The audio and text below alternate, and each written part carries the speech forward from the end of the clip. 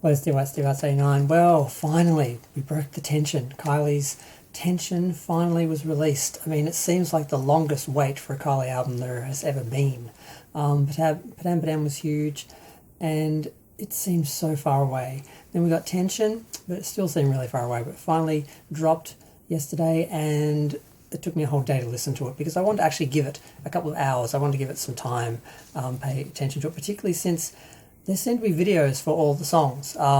They were a combination of visualizers and lyric videos, but not the bonus tracks, but all the main album tracks had their own video.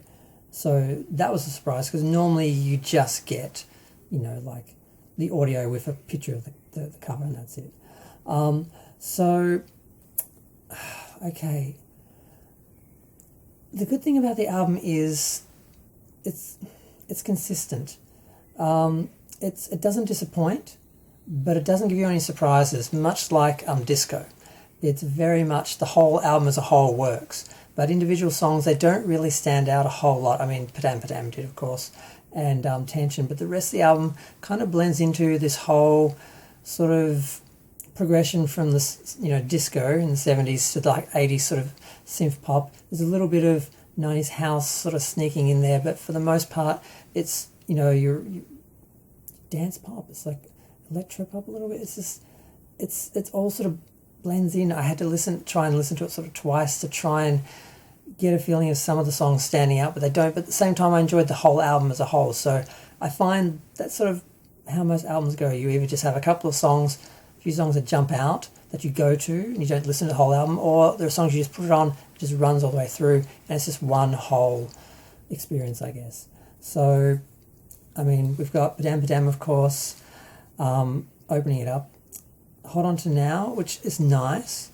That actually had almost a music video. It's basically Kylie sitting in a room with windows, very futuristic, and the lyrics, of course, are on the screens, but also on the screen because they have a close-up of her going backwards and forwards to that with some planets, and it's quite nice. It's not complicated. It's very simple, but it gives you something to look at.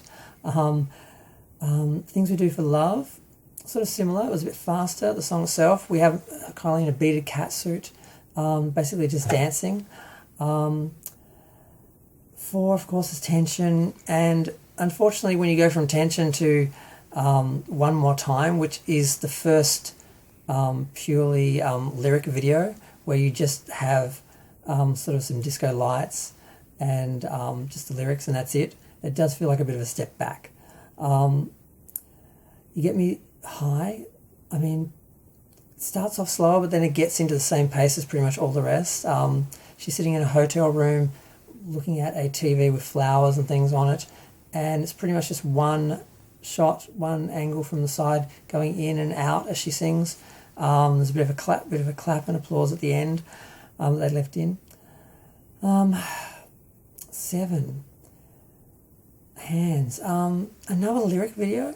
It's got a really bright landscape, but I didn't realise, I thought they were pretty much all visualizers. I didn't realise that there were lyric videos. There's 3 lyric videos and 5 pretty much visualizers, which are just little simple videos. What's next? I can't read my own writing half the time. Oh, Green Light, of course.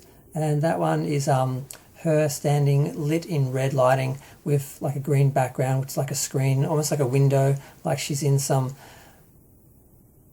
I don't know, a space station or a ship or something, or there's always like a planetary surreal sort of environment outside, which is nice. It gives you something to look at, and as a science fiction fan, I enjoy that.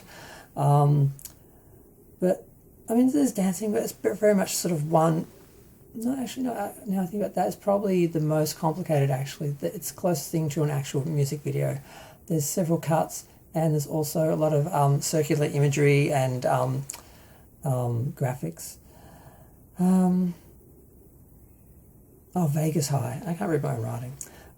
This one is another lyric video. It's basically just a star field, but they're actual little circles, like digital lights. They're not a realistic star field, and it's probably one of the songs I actually like more Same pace. But yeah, I just was really disappointed by all the lyric videos because when I was going through them, I thought they all had visualizers.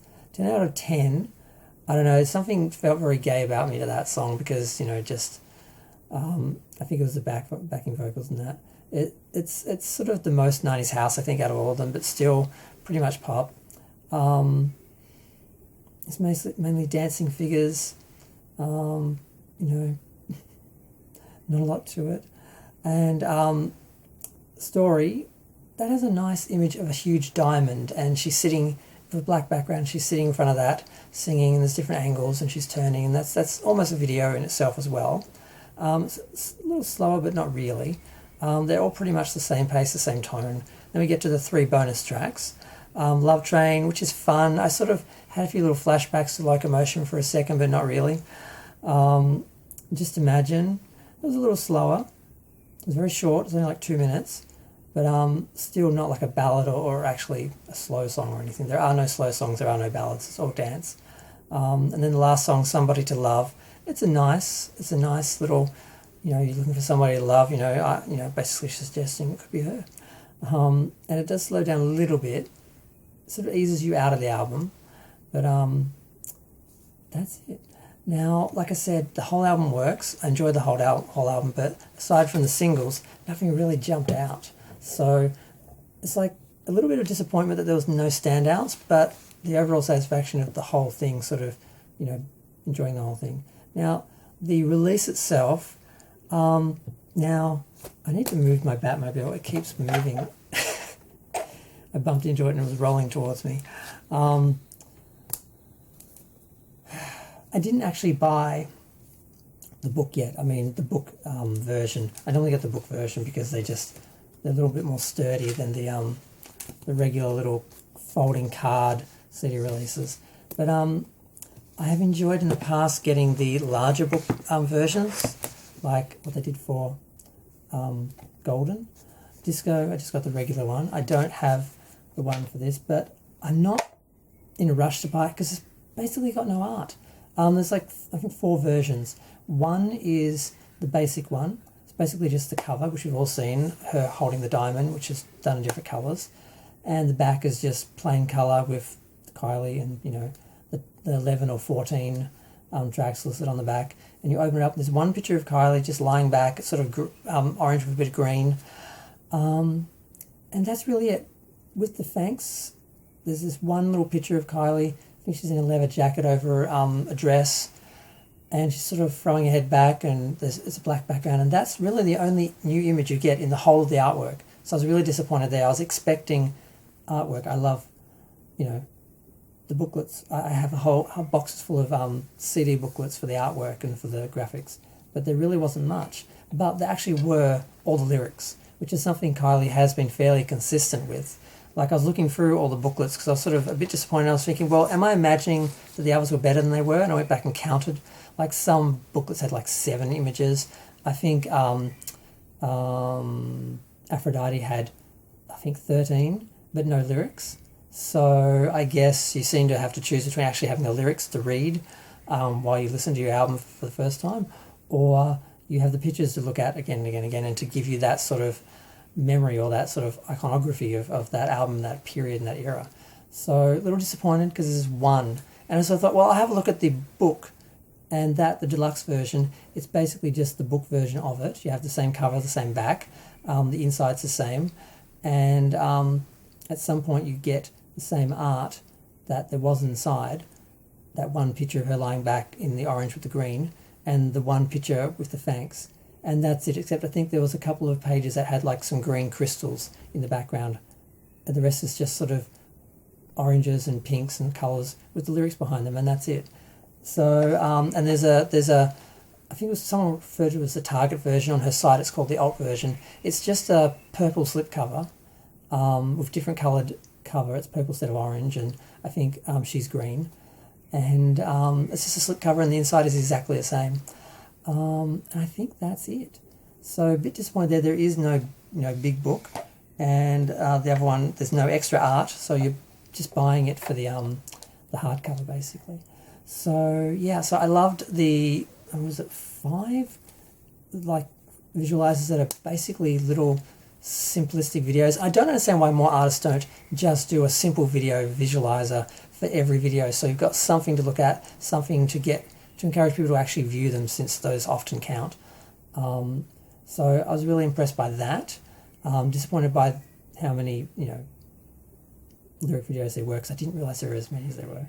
But they still were nice to look at. It's just good to look at something. I'm a visual person. But yeah, overall, loved the album. No standouts, much like Disco, but overall, an overall package of, just fun, light, happy disco. You can dance to it. I mean, she's giving us what we want. If we got a complicated, heartfelt, different album, we'd complain. So, yeah. Padam, padam.